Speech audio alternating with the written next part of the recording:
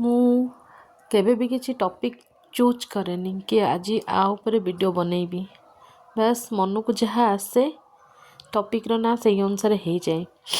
ତ ଅପେକ୍ଷା ଉପେକ୍ଷା ଆଉ ଗୁରୁତ୍ୱ ପୋଷ୍ଟମର୍ଟମ୍ ମୋତେ ଆଗରୁ ମୁଁ ଅପେକ୍ଷା ଆଉ ଉପେକ୍ଷାକୁ ବହୁତ ଏକ୍ସପିରିଏନ୍ସ କରିଥିଲି। ଆଉ ପୋଷ୍ଟମର୍ଟମ୍ରେ ଗୁରୁତ୍ୱଟାକୁ ବି ବହୁତ ଭଲରେ ଏକ୍ସପିରିଏନ୍ସ କଲି।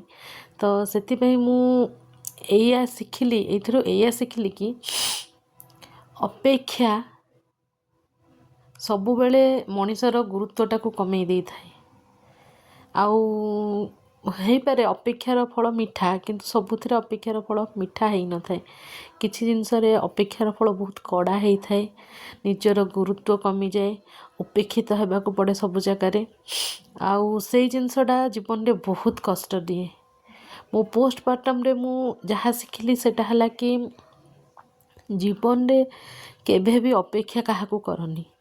କାରଣ ଅପେକ୍ଷା ସବୁବେଳେ ମିଠା ଫଳ ଦିଏନି। ଅପେକ୍ଷା ବେଳେବେଳେ ଉପେକ୍ଷା ବି ଦେଇଥାଏ। ଆଉ ଉପେକ୍ଷାଟା ବହୁତ କଷ୍ଟଦାୟକ, କାରଣ ମଣିଷ ଆଗରେ ଏଇଟା ତୁମର ଗୁରୁତ୍ୱ କମେଇ ଦେଇଥାଏ। ଆଉ ଗୁରୁତ୍ୱ କମିଯିବା ମାନେ ମୋତେ ଲାଗେ ଇଗୋ ନୁହଁ, ସେଲ୍ଫ ରେସ୍ପେକ୍ଟକୁ ହାର୍ମ କରିବା।